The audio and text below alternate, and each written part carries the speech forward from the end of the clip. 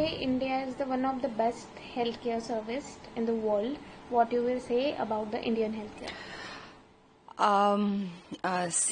To begin with, I will start with my own diagnosis when I was diagnosed a year back. Honestly, हमने दुनिया के best hospitals के doctors के साथ consult किया और उन्होंने हमें खुद कहा कि आपके जैसे केसेस के लिए इंडिया में सब कुछ अवेलेबल है, एवरीथिंग। प्लस हमने इंडिया के टॉप डॉक्टर्स से भी बात की। वो खुद ये कहते हैं कि वो इंटरनेशनली इतने ज्यादा कनेक्टेड है। Like if you don't know, Tata hospital is connected, it is affiliated with MD Anderson, जो कि दुनिया का सबसे best, one of the best cancer hospitals है।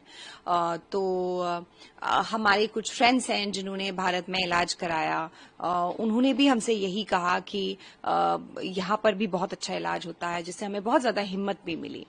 And to be very honest, cancer क्या है ना, इसका एक प्रोटोकॉल है इसके इलाज का, और वो वर्ल्ड वाइड सेम प्रोटोकॉल होता है, वो कहीं भी चेंज नहीं होता है।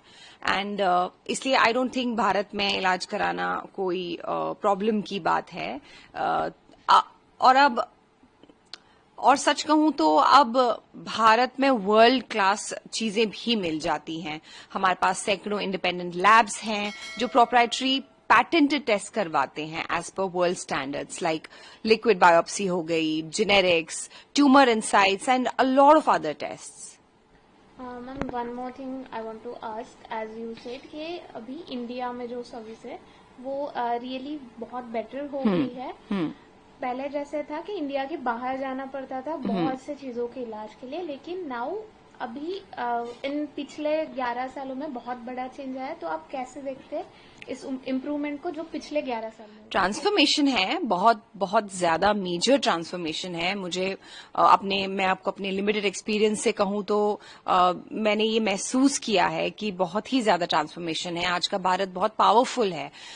If you talk about infrastructure, technology, space, medicine, Ayushman Bharat, poverty reduction, defence हो या फिर इकोनॉमी, हर क्षेत्र में आज हम पहले से बेहतर हो गए हैं, बहुत ज्यादा बेटर हो गए हैं। भारत भी एक डेवलप्ड कंट्री बन सकता है, वो भी हमारे लाइफ टाइम में। टू बी वेरी ऑनेस्ट, आज Bharat world's 4th largest economy है, and we have our fingers cross. जिस स्पीड से और जिस तरक्की से हम जा रहे हैं आगे, एक दिन Bharat world's number 1 largest economy होगा, and I will be so proud.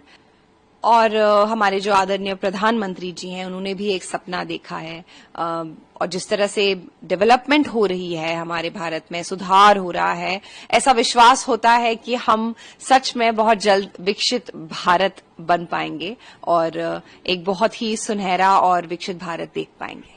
Ma'am, this is journey from developing India to developed India. और ये अभी जो हेल्थ केयर सर्विसेज है वो रहे पुअर्स है या रीच, सबके लिए इक्वली मिल रही है। तो आप इस तरीके से कैसे देखते हो about equality in India? I tell you one thing, मैं मेरे डायग्नोसिस की बात करूंगी, जो इलाज है, जैसे कि मैंने आपको सबसे पहले एक लाइन बोली कि वर्ल्ड स्टैंडर्ड्स के जो प्रोटोकॉल्स हैं वो हर जगह सेम है।